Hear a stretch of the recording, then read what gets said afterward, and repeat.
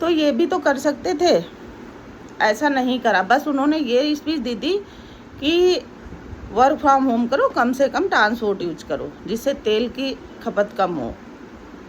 मान लिया बाहर से आता है, अभी यूक्रेन का जो युद्ध चल रहा है उसमें महंगाई बढ़ रही है तेल की, ठीक है वो अपनी जगह अच्छा कर रहे हैं, लेकिन हम भी क्या करें, आम पब्लिक क्या करे, कहाँ से वाईफाई का कनेक्शन ले पाएगा, हर कोई नहीं ले सकता है ना। उसकी भी व्यवस्था करनी चाहिए हमारे मोदी जी को, क्योंकि वो पब्लिक की इतनी ज़्यादा उनको परवाह रहती है। तो फिर ये क्यों नहीं सोच रहे हैं कि पब्लिक कहाँ से बच्चे पढ़ेंगे, ये भी तो सोचना उनका ही काम है ना। अगर वो अपना फ़ायदा सोच रहे हैं कि हमारी बाहर से जो है ना ख़रीदारी नहीं होगी या बाहर आयात निर्यात नहीं होगा जिससे हमारी अर्थव्यवस्था मजबूत होगी, भाई अर्थव्यवस्था ही हैं। हमारे देश के जो युवा नागरिक हैं वो हमारी धरोहर है हमारे देश की। अगर उनकी एजुकेशन नहीं पूरी हो पाई तो क्या होगा बताओ। इस पर आप लोगों का ध्यान नहीं जाता है। बस हमारे में एक कहावत है ना कि पंडित बोले वाह गुरु तो वाह गुरु। सच में बड़ी बुजुर्ग बढ़िया बोलती रहा है कि यह दुनिया ही बुड़बक है, मुझे तो ऐसा ही लगता है। अब आप लोगों को क्या लगता है मुझे नहीं पता है। अभी तक हम भी बुड़बक ही थे, लेकिन अब हम जब दुनिया में घूमे हैं ना तो असली वजह पता चली है। भाई हम लोगों के राशन कार्ड जा चुके हैं, हम लोगों को जो है ना सरकारी कोई सुविधा नहीं मिल सकती क्योंकि हम लोग करोड़पति बन चुके हैं। मकान क्या ले लिया, बिजनेस क्या कर रहे हैं तो हम लोग करोड़पति बन गए हैं, लेकिन उनको ये पता नहीं है कि सब कर्जे में डूबे पड़े हैं। एक मुद्दा ये रहा, तीसरा मुद्दा एक रहा कि सर्राफा मार्केट में सोना ना खरीदा जाए। अगर सर्राफा मार्केट में सोना नहीं खरीदा जाएगा तो सबसे पहले तो उन दुकानदारों का क्या होगा जो लोन ले रखे हैं करोड़ों रुपए, कहाँ से भुगतेंगे, बैंक को कहाँ से कर्जा भुगतेंगे। दूसरी बात ये है जो वहाँ वर्कर्स बैठे हैं उनका क्या होगा। सोचा आप लोगों ने? आप लोगों को सपोर्ट कर रहे हो कि मोदी जी बहुत अच्छा कर रहे हैं, लेकिन मोदी जी अच्छा तो सब कुछ कर रहे हैं, लेकिन अगर दूसरी तरफ पलट के देखो तो उनका क्या होगा, कहाँ से उनका परिवार पलेगा, कहाँ से बच्चे पढ़ाई लिखाई करेंगे। पढ़ाई तो दूर, पेट ही पल जाए बहुत बड़ी बात हो जाएगी, इसको कौन देखेगा। उनको चाहिए था हमारे विचार से कि अगर एक साल गोल्ड नहीं खरीदा जाए, बिल्कुल सही बात है, बाहर से गोल्ड आता है, हमारे यहाँ गोल्ड सबसे ज़्यादा खपत है और सबसे ज़्यादा बाहर से आता है गोल्ड। ये इन्वेस्ट है मनी, बिल्कुल है सही बात, लेकिन साथ में ये भी तो देखें कि जो लोन ले रखी है दुकानदारों ने, बैंक की लोन माफ़ कर दी जाए, मतलब माफ़ ना करो तो एक साल तक कोई पैसा नहीं दे रहे हैं तो उस पर कोई इंटरेस्ट रेट कुछ भी मत लगाओ। जब गोल्ड फिर से लेन देन शुरू हो जाएगा तब बैंक को देने लगेंगे। या जो वहाँ वर्कर्स काम कर रहे हैं उनके लिए कोई फ्री रोजगार दो, वो भी नहीं। मैं आपको बताऊं इतना बुरा हाल है कि मैं बाहर निकलती हूँ, रोड पर जो ठेली वाले खड़े हैं वो अगर कोई पुलिस वालों को पैसा नहीं देता है तो उनको लगाने नहीं देते हैं।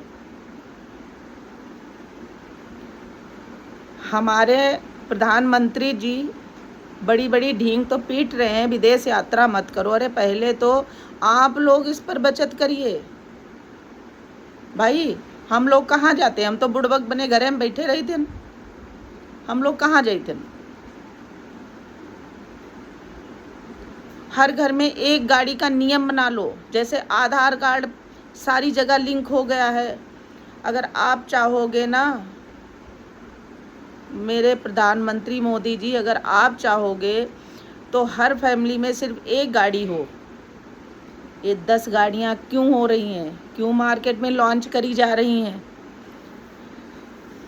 जब मार्केट में गाड़ियाँ लॉन्च करोगे तो खरीदने वाला तो खरीदेगा, और खरीदेगा तो पेट्रोल डीजल तो डलवाएगा। अब उसमें चाहे अर्थव्यवस्था आपकी कमज़ोर हो, कुछ भी हो, आप एक नियम बनाओ ना। सारे नियम बना सकते हो, हर जगह आधार लिंक कर सकते हो, तो ये क्यों नहीं कर सकते हो कि फैमिली में एक गाड़ी हो, हर फैमिली में एक ही एसी हो। देखो ना कितना बुरा हाल है, बिना एसी रह नहीं सकते। मैं बिना एसी रहती थी पहले, बुरा हाल नहीं था। मजबूरी में एसी खरीदने पड़े हैं, मजबूरी में ट्रांसपोर्ट खरीदना पड़ा। क्या करें बताओ भाई, कोई इसका हल तो निकालना पड़ेगा। आप लोग ऐसे समझदार खुद हो, हम इतना नहीं समझदार हैं। जो मेरे दिमाग में आया, जो मेरा थॉट है, जो मेरा सोचना है, वो मैं आप लोगों के सामने प्रस्तुत कर रही हूँ अपना वाक्य। पहले के जैसे धांधले गर्दी नहीं है, मान लिया।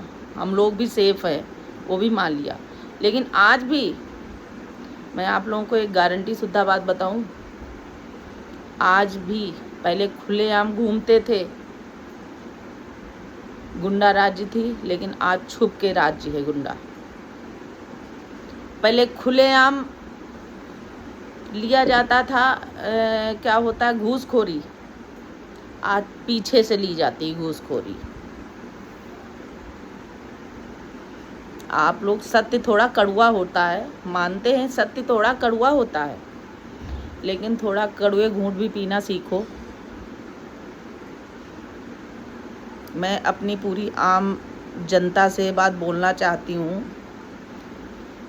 ब्राह्मण समाज से मैं भी आती हूँ, लेकिन अगर चारों तरफ एक ही राज्य हो जाएगी, एक ही देश का एक ही सरकार चलेगी, तो बहुत जल्दी ना आप लोग इसका खामियाजा भुगतोगे।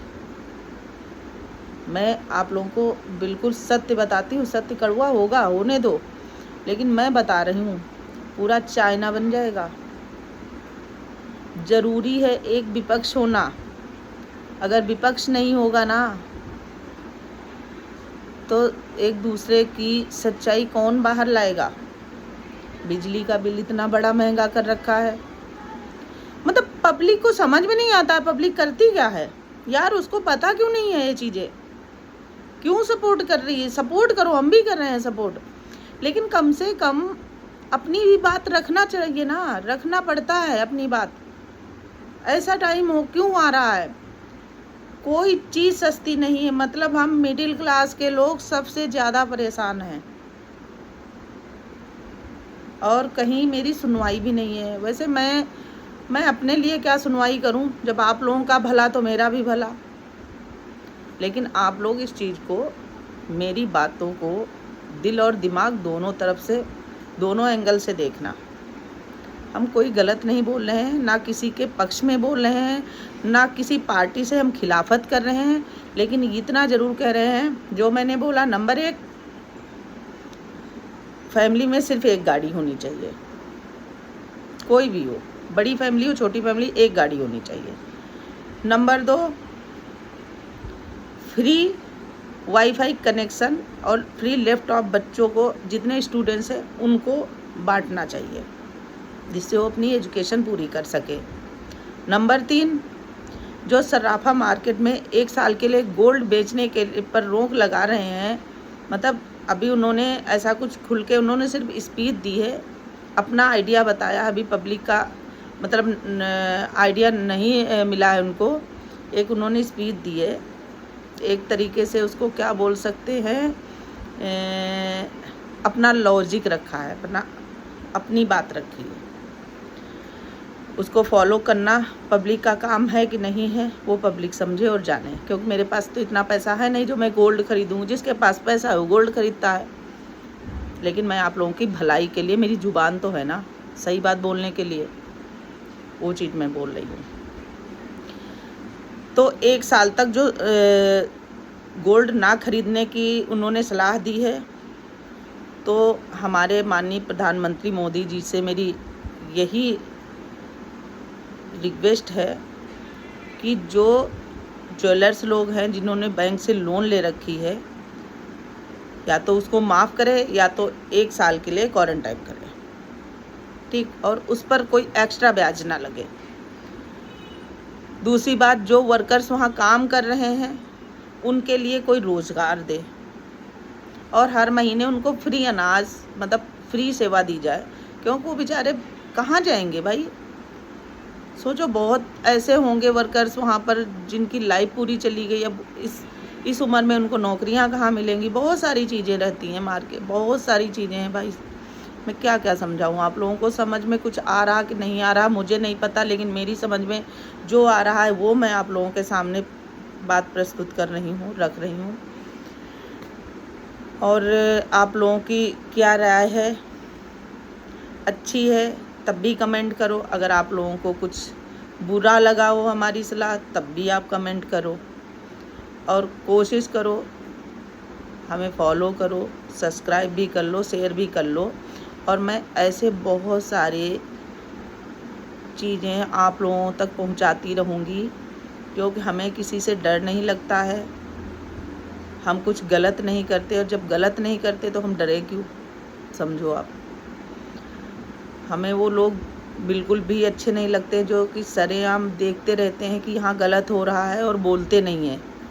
मैं इसी आदत से अपनी मजबूर हूँ, और अपनी फैमिली में भी बच्चे हमको इस बात के लिए बोलते हैं कि आप गलत सही को क्यों बोलते हो, लेकिन हम ज़रूर बोलेंगे जब तक हमारी सांसें चलेगी। हम देश के साथ हैं, हम जनता के साथ हैं, और जो गलत है उसको हम ज़रूर बोलेंगे। आपकी क्या राय है कमेंट करके ज़रूर बताना, और हो सके तो शेयर भी कर देना, लोगों तक पहुँचे हमारी बात, उनकी क्या सहमति है वो मैं जानना चाहती हूँ। जय हिंद, जय भारत, राधे राधे।